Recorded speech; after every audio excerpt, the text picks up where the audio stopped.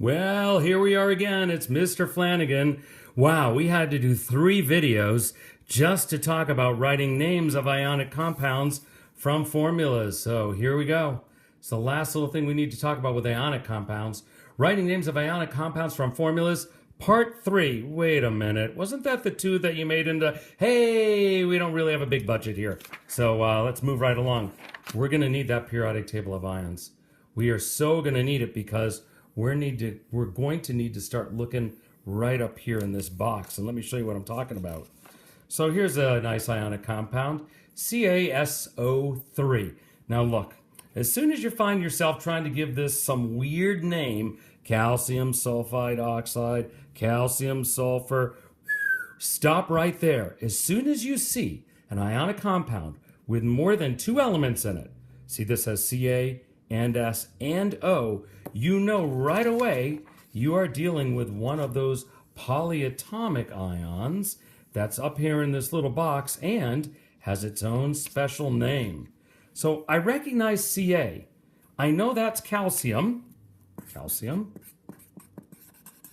But I'm betting that that SO3 is one of those special groups that has a special name.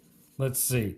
There it is right there. Sulfite, SO3, 2- charge. So that means the name of this chemical is calcium sulfite.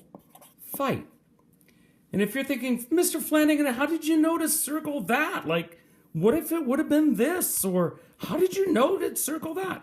Well, here's why. Except for ammonium, you're not really going to see hydronium. Except for ammonium, hymonium is, of course, yet to be discovered. Ammonium is NH4 with a plus. That's the only cation or positive ion.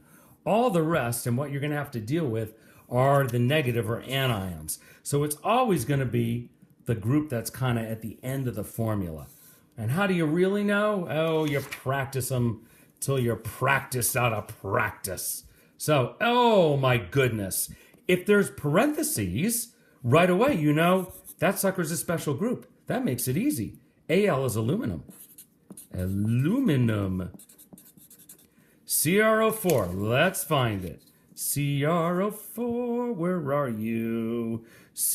There it is, CrO4, chromate. So, aluminum, chromate. We're in deep waters now of naming ionic compounds. Let's look at another one. We'll probably need just 2 more examples. NiSO4. I know Ni is nickel.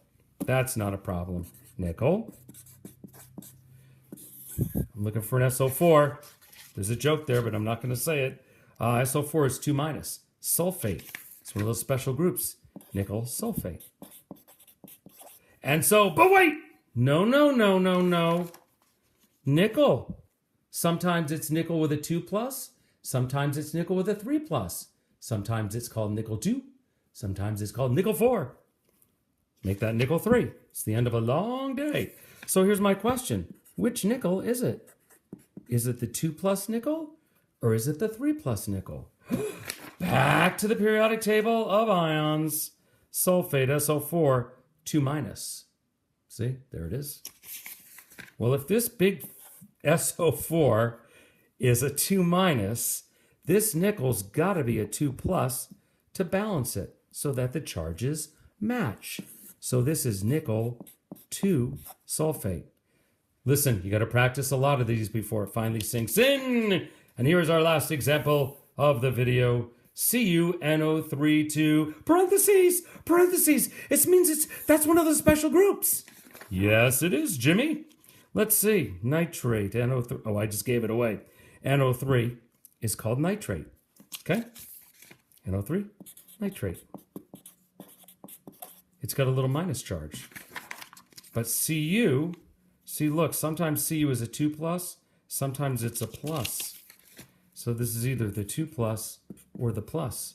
Which one is it? All right, so now watch this. 2 ways. There are 2 minuses here. That means this Cu has to be the 2+ to balance it. And this is going to be copper 2 nitrate. Oh, we're almost out of time.